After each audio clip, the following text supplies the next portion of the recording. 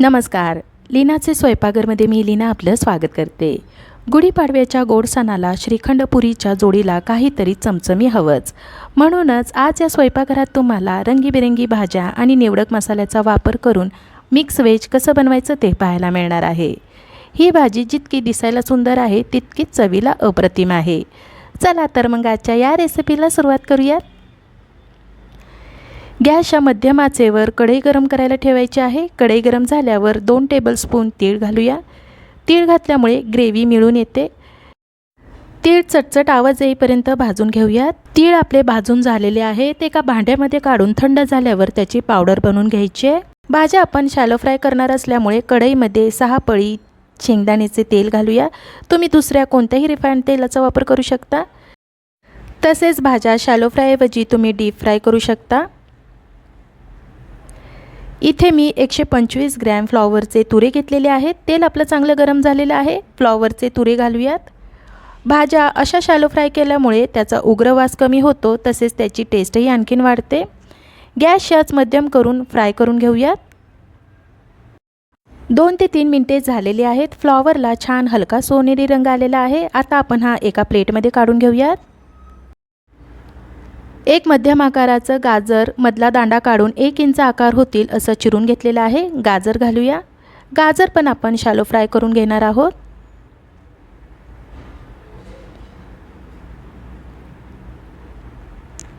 गाजर अर्धा ते 1 मिनिट शॅलो फ्राय करून घ्यायचं आहे.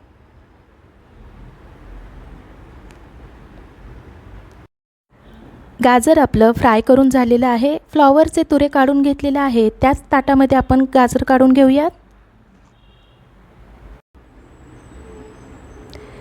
1 वाटी तिरके चिरलेले बिनीस घेतलेले आहेत. तिरके चिरल्यामुळे भाजीमध्ये ते छान दिसतात. बिनीसचे तुकडे घालूयात. गॅस याच मध्यम करून ते सुद्धा आपण शॅलो फ्राय करून घेऊयात. जास्त फ्राय करायचे नाहीयेत, नाहीतर त्याच्या बिया बाहेर येतील. बिनीज आपले फ्राय करून झालेले आहेत. बाजूला काढूया.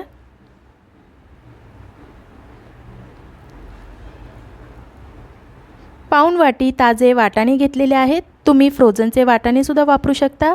गॅस याच कमी करून 15 ते 20 सेकंद फ्राय करून घेऊयात. सर्व भाज्या एकत्र करून भाजल्या तर त्या नीट फ्राय होणार नाहीत, म्हणून वेगवेगळ्या फ्राय केलेल्या कधीही चांगल्या. इतर भाज्या फ्राय करण्यासाठी गॅस आच मोठी केली तरी चालते, पण वाटाणे फ्राय करताना गॅस आच कमी करायचे. वाटाणे आपले फ्राय करून झालेले आहेत. आता आपण हे बाजूला काढूयात. 100 ग्रॅम पनीर घेतलेले आहेत. पनीरचे 1 इंच आकार होतील असे कापून घेतलेत. भाज्यांचे आणि पनीरचे प्रमाण तुम्ही तुमच्या आवडीप्रमाणे कमी किंवा जास्त करू शकता.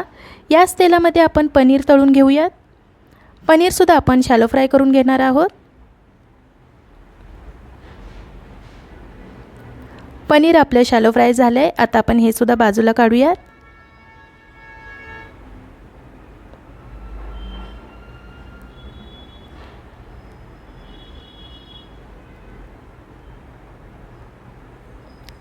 एक मध्यम आकाराचा बटाटा घेतलेला आहे. त्याची साल काढून त्याच्या फोडी पाण्यामध्ये ठेवल्या आहेत. बटाट्याच्या फोडीसुद्धा तेलामध्ये घालून फ्राय करून घेऊयात. बटाटा तेलामध्ये जास्त फ्राय केला तर तो आकसल्यासारखा होईल, म्हणून तो सुद्धा थोडा वेळच फ्राय करून घ्यायचा आहे. हे बघा, बटाटा आपला छान फ्राय झालेला आहे. आता तो सुद्धा आपण बाजूला काढूयात. ग्रेव्ही करण्यासाठी मसाला भाजायचा असल्यामुळे याच्यातील तेल बाजूला काढूयात. 2 मध्यम आकाराचे कांदे उभे चिरून घेतलेले आहेत. कांदा घालूया. गॅस याच मध्यम करून कांदा आपला हलका सोनेरी रंग येईपर्यंत भाजून घेऊयात. कांद्याला हलका सोनेरी रंग आलेला आहे. गॅसच्या मध्यम आचेवर कांदा भाजण्यासाठी 7 ते 8 मिनिटे लागलेली आहेत. 2 पिकलेले टोमॅटोच्या फोडी करून घेतलेल्या आहेत. टोमॅटो घालूया. टोमॅटो मऊ होईपर्यंत भाजून घेऊयात. कांदा भाजल्यावरच टोमॅटो घालायचा आहे. कांदा जर थोडा मऊ होईपर्यंतच भाजला आणि टोमॅटो घातला तर टोमॅटोच्या ओलसरपणामुळे कांदा आपला नीट भाजला जाणार नाही, म्हणून कांदा भाजला की मगच टोमॅटो घालायचा आहे. टोमॅटो आपला मऊ झालेला आहे. 2 बिडगी मिरची घालूयात. 7-8 काजू घालूया. अर्धा ते 1 मिनिट परतून घेऊयात. थंड झाल्यावर पाणी न घालता याची मऊ पेस्ट बनवून घेऊयात.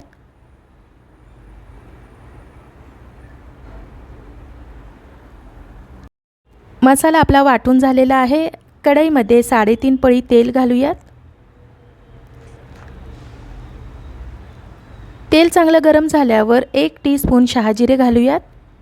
शहाजिऱ्याऐवजी तुम्ही साधे जिरे वापरले तरी चालेल। जिरे उमलल्यानंतर पाव टीस्पून हिंग घालूया। 2 तमालपत्राची पाने घालूयात। 7-8 लसूण पाकळ्या आणि अर्धा इंच आले याची पेस्ट केलेली आहे। आले लसणाची पेस्ट घालूया। गॅसची आच मध्यम करून 15 ते 20 सेकंद परतून घेऊयात। आले लसणाची पेस्ट आपली परतून झाली आहे। आता याच्यामध्ये वाटून घेतलेला मसाला घालूयात।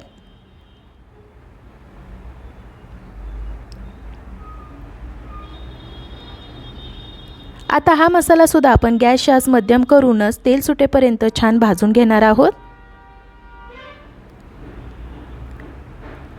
7 ते 8 मिनिटांनंतर मसाला आपला तेल सुटेपर्यंत भाजून झाला आहे आणि मसाला भाजलेल्याचा वासही सुटायला लागलेला आहे।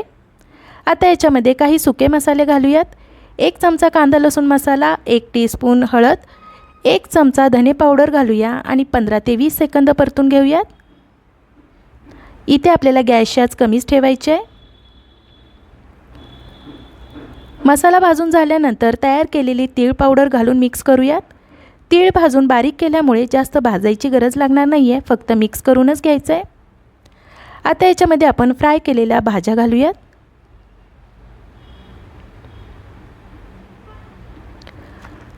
गाजर, फ्लॉवर, बीनीज, बटाटा, वाटाणे घालायचे आहेत आणि मिक्स करून घ्यायचं आहे। पनीर घालायची गडबड करायची नाही आहे।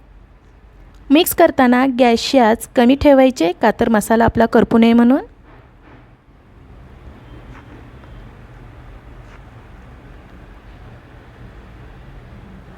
मिक्स करून झाल्यानंतर याच्यामध्ये कडकडीत गरम केलेले पाणी घालूया। पाणी आपण बघतच घालणार आहोत। ग्रेव्ही तुम्हाला किती दाट किंवा पातळ हवी आहे त्याप्रमाणे पाणी ओतायचं आहे। ही ग्रेव्ही मी लपथपीच करणार आहे। तसेच भाज्याही आपल्या थोड्या शिजल्या पाहिजेत, जास्त मऊ गिरगिरीत शिजवायचे नाही आहेत। पाणी घातल्यानंतर हलवून घेऊया। चवीनुसार मीठ घालून मिक्स करून घेऊयात। याला खळखळून उकळी आणण्यासाठी गॅसची आच मोठी करायची आहे। उकळी आली की गॅसची आच मध्यम करून भाज्या शिजण्यासाठी आपण याच्यावर झाकण ठेवणार आहोत।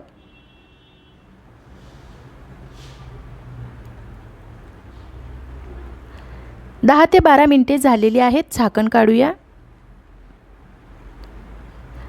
मिक्स व्हेज आपलं छान दिसत आहे। ग्रेव्ही गरम असल्यामुळे थोडी पातळ वाटत आहे, पण थोडी थंड झाल्यावर ती दाट येणार आहे। आता याच्यामध्ये फ्लॉवर वगैरे शिजणार आहे, पण आपण बटाटा शिजला आहे का नाही ते पाहूयात।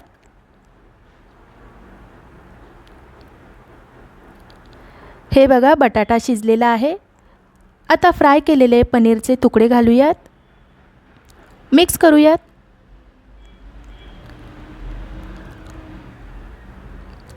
मिक्स करून झाल्यावर 1 टेबलस्पून कसुरी मेथी आणि 1 टीस्पून गरम मसाला घालूयात आणि हलवून घेऊयात। सगळ्यात शेवटी कसुरी मेथी आणि गरम मसाला घातल्यामुळे मिक्स व्हेज आपलं चविष्ट आणि चवदार होईल। गरम मसाला आणि कसुरी मेथी मुरण्यासाठी आपण याच्यावर झाकण ठेवूयात। 4 ते 5 मिनिटे झालेली आहेत। झाकण काढूया।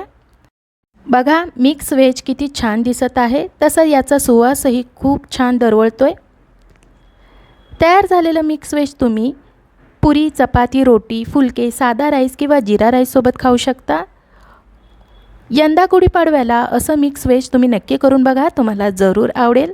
मला आशा आहे आजच्या या रेसिपीची तुम्हाला थोडीफार मदत झाली असेल। आजची ही रेसिपी तुम्हाला आवडली असेल तर लीनाचे स्वयंपाकघर यूट्यूब चॅनलला लाईक, शेअर आणि सबस्क्राईब करायला विसरू नका। धन्यवाद।